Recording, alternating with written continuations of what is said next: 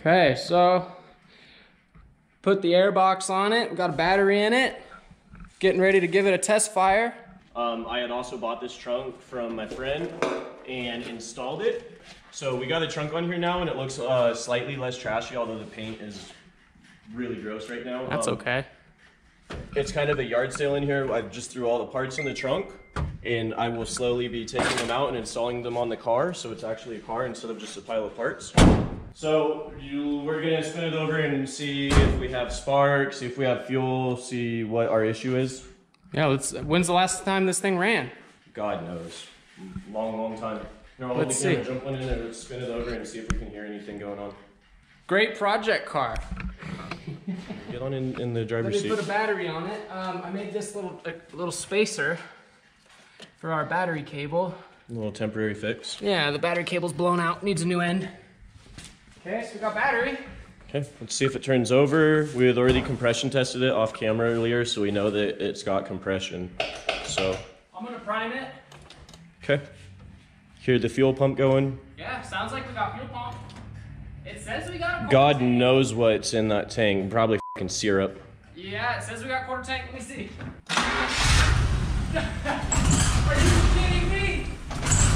Holy shit. I don't even... That fired up on the first try. Is this thing idling? Oh gosh, oh gosh, oh man. Woo-wee! Let's turn that off. That's insane. So the thing runs. So our next step is to, I didn't hear rod knock yet, so our next step is to explore if it's got rod knock, and then to explore if the head gasket's good. Modulate the RPM up and down, and let's see if we can hear rod knock before I buy fuel for it. It's an auto to manual car. No clutch needed. Nice. Modulate the RPM up and down. Up and down. Redline it. Okay, kill it. All right, so we know we don't have rod knock, and it's worth exploring further. It's worth putting coolant in the radiator and fresh gas in that tank and emptying that tank before we put fresh gas in it. You can roach ringlands and rings if you have bad gas. It causes the rings to chatter and destroy the piston. So we're gonna go get gas and check in soon. All right, so the next thing we're doing is before we get gas, Sammy's gonna check and see if we have syrup in the tank or if we have just regular bad gas in there. I already took this off. It only had 4 bolts and this clip. So I just pull that up out of the way. Flop it to the side. And we got, let's see, 6, 8 millimeters under here with an O-ring. I'm just gonna lift this plate up and peek my head in there and make sure that there's no rust. It's a little brown in there. It looks like this gas is really bad. It's deteriorated into like kerosene, and we're gonna have to empty her. Yeah. Alrighty, so we are going to flush as much of the bad gas out. There's no drain plug on the tank. So we hooked a hose up to the fuel filter. We've got some oil containers here from diesel truck oil, and we are gonna fill them up with all of the bad gas. All right, go.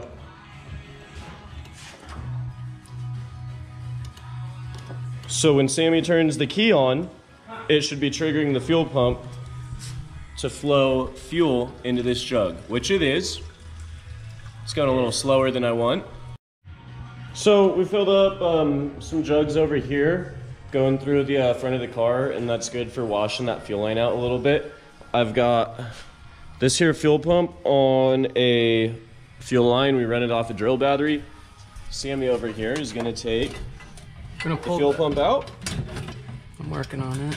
Gotta be careful not to hurt that float when you take these out, and then we'll just drop this pump right in so we can evacuate the rest of this tank. I think we might have fried the car's fuel pump while we were in here. So here we are trying to pump the tank out. I'm glad that we came in here with the other pump because we're seeing dirt in here, like the fuel cap might have been left out. And I'm really glad we evacuated everything in here before we filled it up with injector cleaner and new gas. All right, so we poured some water in the gas tank because it was so filthy. Now we're using a wet, dry shop vac to suck out the water and the dirt that's inside. Oh, let's see that flashlight.